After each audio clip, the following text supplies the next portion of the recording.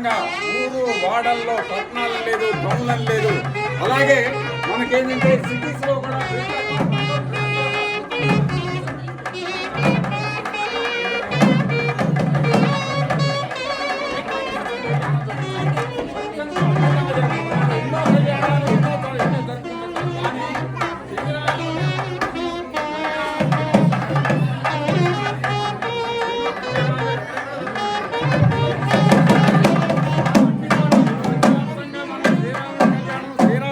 జరుపుకుంటే ముఖ్యంగా ఒంటిమిట్టలో మాత్రం ఈరోజు జరగదు కళ్యాణం.